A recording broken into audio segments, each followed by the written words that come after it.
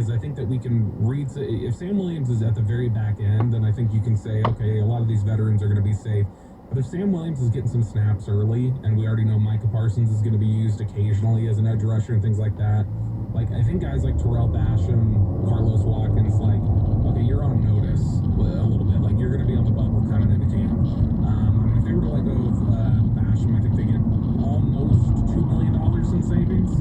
And so, I mean, they could pocket some extra money if they decide Sam Williams is ready to be a situational pass rusher. That becomes kind of a crowded room. You'd have Sam Williams, Parsons, Dorrance Armstrong, Dante Fowler, Chauncey Golston, DeMarcus Lawrence, and that's not even including Watkins, who I think Watkins would be a little more safe because he can play inside, outside, and you know, I think Basham is pretty much just an edge rusher, but you know, I'll be interested to see how high up in the rotation Sam Williams is, because I think that could kind of put Terrell Basham on notice if they're giving him some snaps higher up the depth chart early. Do you think, Bobby, that he might be in a better position than Tolbert at wide receiver?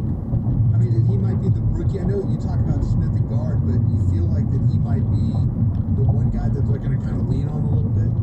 Yeah, so I mean, Tolbert's obviously going to be leaned on a lot in weeks like 1 and 2, and however long it's going to take for Gallup to get back, because the rotation, the receiver group is going to be Lamb, Tolbert, and Washington.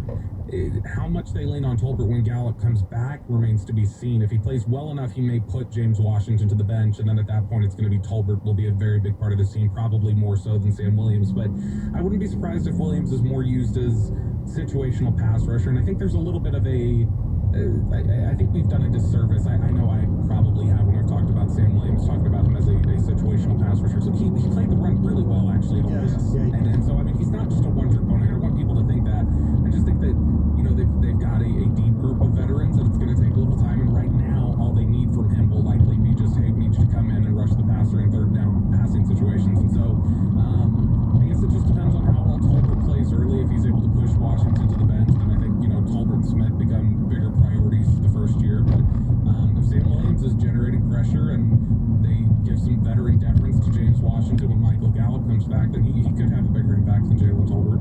Other Cowboys insider Bobby Bellatier in the G-Bag Nation. Bobby, there was an article by Bill Barnwell today talking about Ezekiel Elliott and how he does not really see him trending upward this year. No kidding. Yeah, I mean, look, you've been talking about that for a few years, and we've had conversations with you about it, but do you think in the building they're looking at more of a 50-50 split with Tony Pollard this year? Is it going to